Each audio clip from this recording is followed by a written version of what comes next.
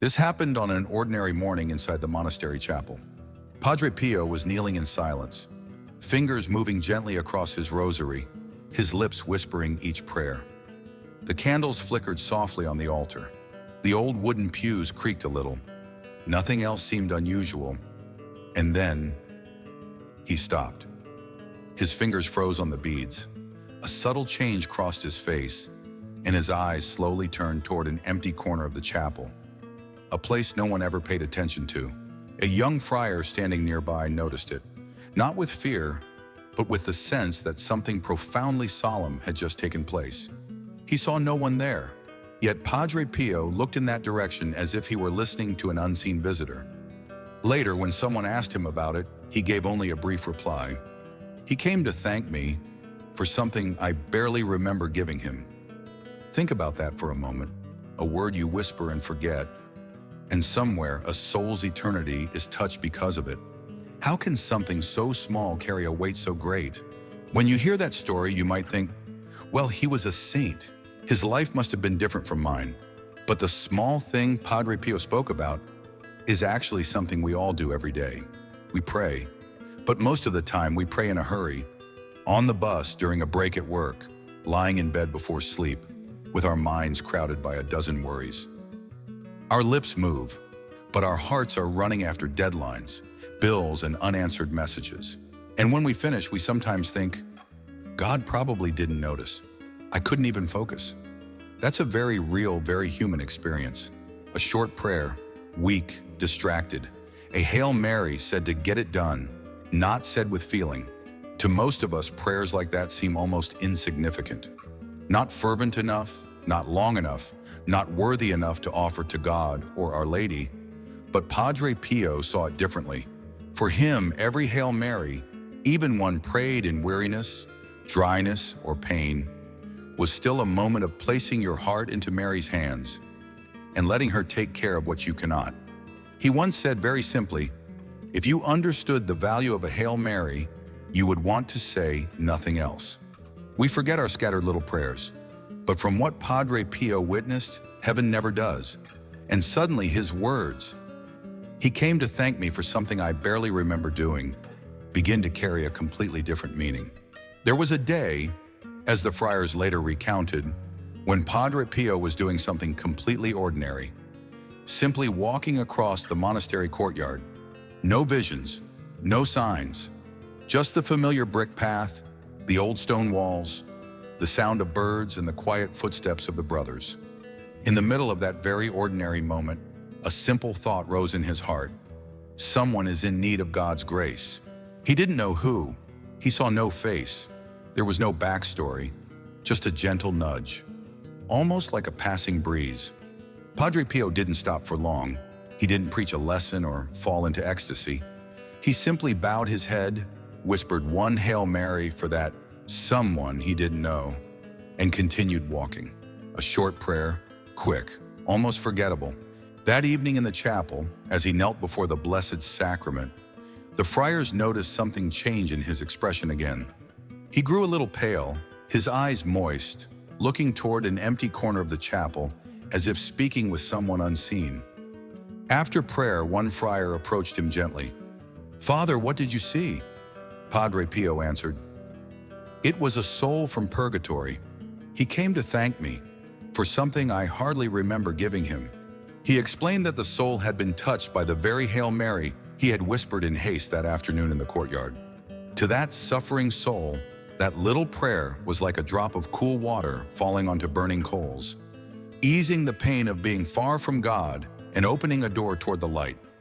The something Padre Pio barely remembered giving was only a single Hail Mary, quick, nameless, without knowing who it was for.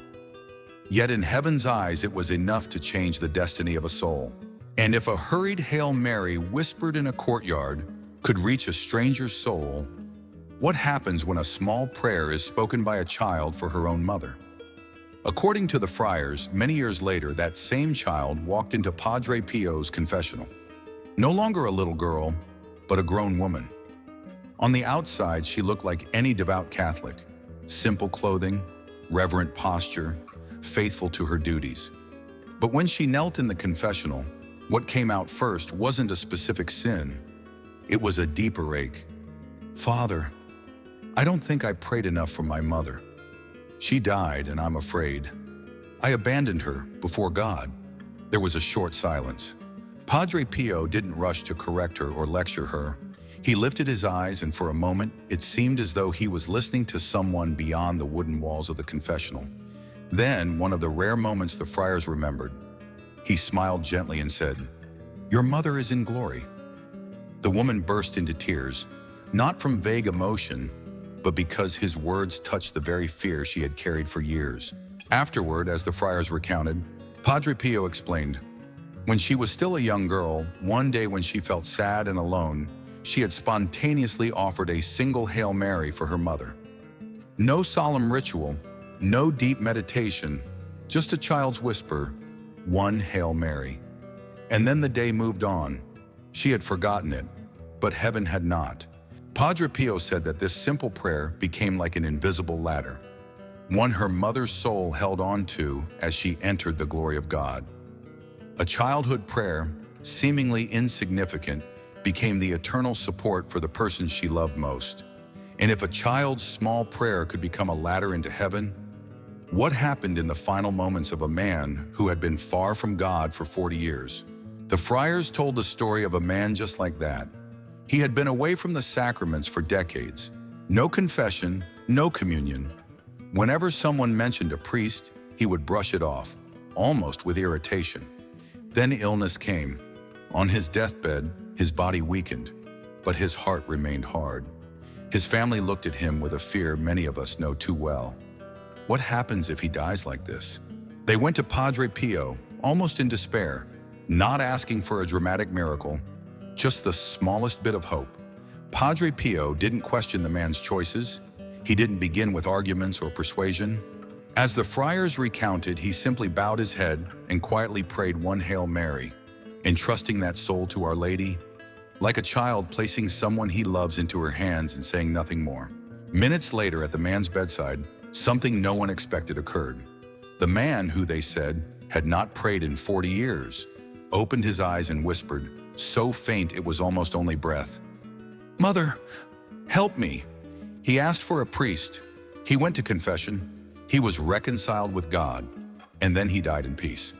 When people asked Padre Pio what had happened, he answered simply, "It was not my prayer. It was Our Lady inside that Hail Mary."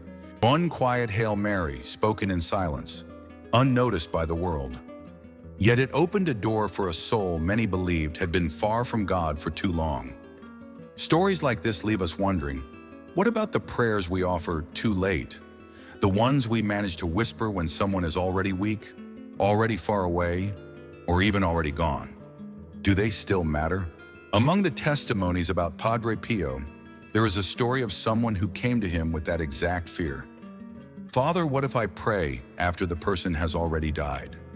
Is it too late?" His answer made many people stop and think, before God, there is no too late. Your prayer today can help save a soul yesterday. At first, it sounds as if he were talking about changing the past, but that was not his meaning at all. What Padre Pio wanted to show was very simple.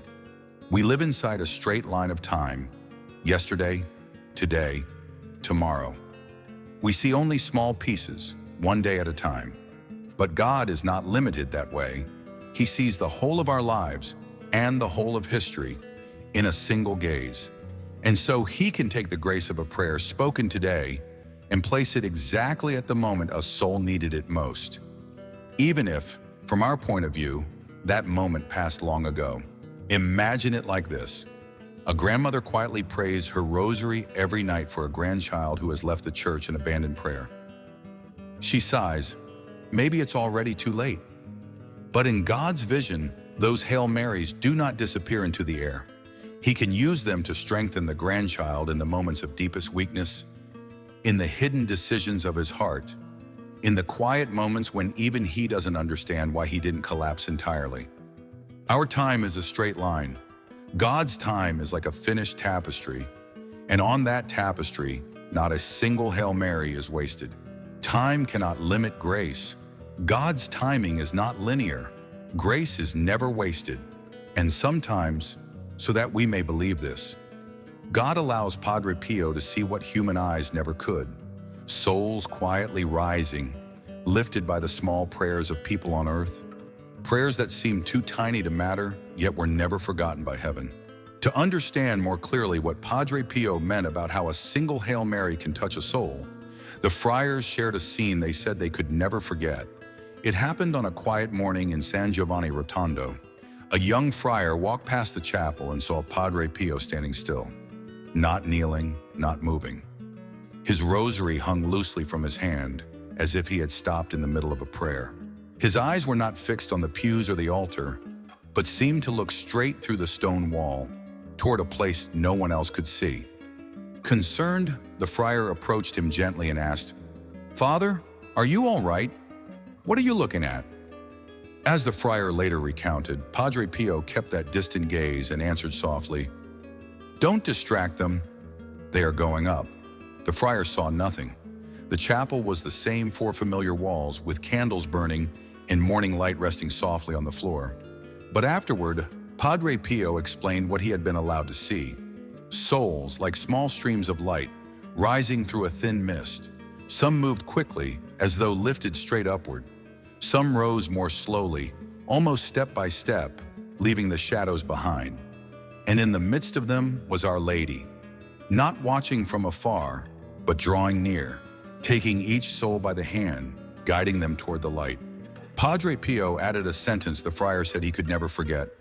"These are the souls being released because of the Hail Marys people prayed this morning." It was, in a way, a visual answer to the doubt many of us carry, that small prayers, quick, distracted, imperfect, seem invisible to us, and yet in the world God sees, they look like sparks pulling souls through the darkness. Little by little, upward. Perhaps this is why, even in the final years of his life, Padre Pio was almost never seen without his rosary.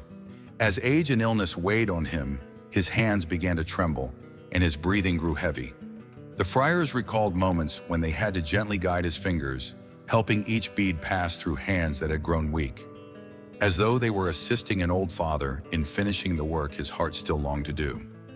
One day, a doctor who witnessed this asked him with real concern, "Father, why don't you rest?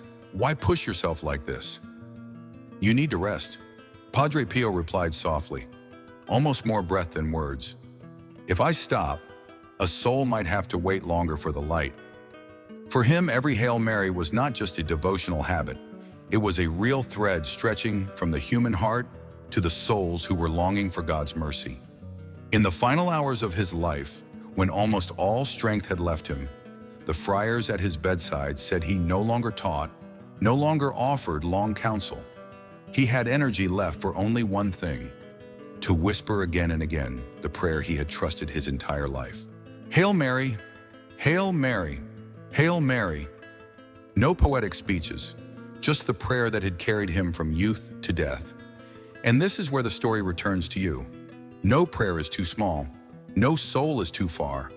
No Hail Mary is forgotten in heaven. If you are Catholic and you love someone, offer them one Hail Mary today, just one. And if you are not Catholic, you can still give 10 seconds of quiet to lift someone you love before God in whatever words your heart knows how to say.